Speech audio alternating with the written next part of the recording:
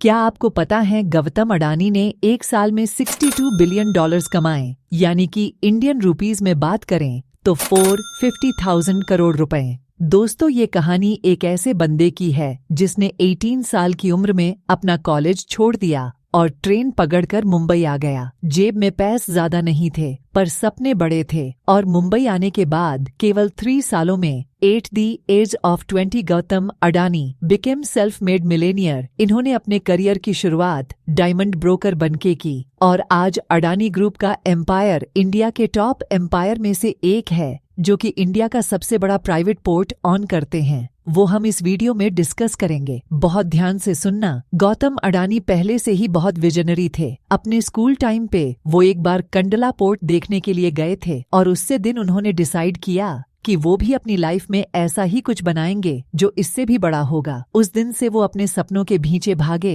और उससे हकीकत में भी उतारा। गौतम अडानी का जन्म एक ऐसे परिवार में हुआ जिनका टेक्सटाइल का बिजनेस था, पर वो उनके फैमिली बिजनेस में कभी भी इंटरेस्टेड नहीं थे। इसलिए उन्होंने डायमंड ब्रोकर बन के अपने करियर की शुरुआत की और कामयाब भी हुए। इसके साथ और एक स्किल इनमें बहुत तगड़ा है और ये निगोशिएशन स्किल्स है, और इनके निगोशिएशन स्किल्स के 2 किस्से बहुत फेमस हैं। 2008 में उडुपी थर्मल पावर प्लांट की डील होने वाली थी और ये डील कोई 100 करोड़ की डील नहीं थी, ये पूरे 6,000 करोड़ रुपए की डील थी। और ये इतनी बड़ी डील गौतम अडानी ने केवल 100 घंटे में निगोशिएट करके हासिल भी कर ली। ऐसा ही एक इंसिडेंट है India's port rail linkage policy का, बहुत कम लोग जानते हैं। बट इस पॉलिसी को रियलिटी में लाने के लिए वो नीतीश कुमार से मिले, जो कि उस टाइम के रेलवे मिनिस्टर थे। उन्होंने उन्हें कन्विंस किया कि पोर्ट को में रेलवे लाइन से जोड़ना इंटरनेशनल इंपोर्ट एक्सपोर्ट के लिए कितना इम्पोर्टेंट है,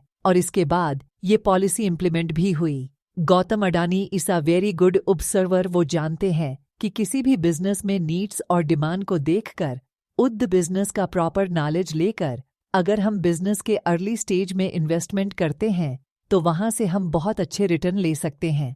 शुरुआत से उन्होंने अपने बिजनेस को डिवर्सिफाई करने पर फोकस किया और मार्केट के हिसाब से वह अपने बिजनेस को डिवर्सिफाई करते रहे, और इसी वजह से एग्रीकल्चरल एक्सपोर्ट्स और पावर प्रोडक्ट्स के साथ स्टार्ट हुआ।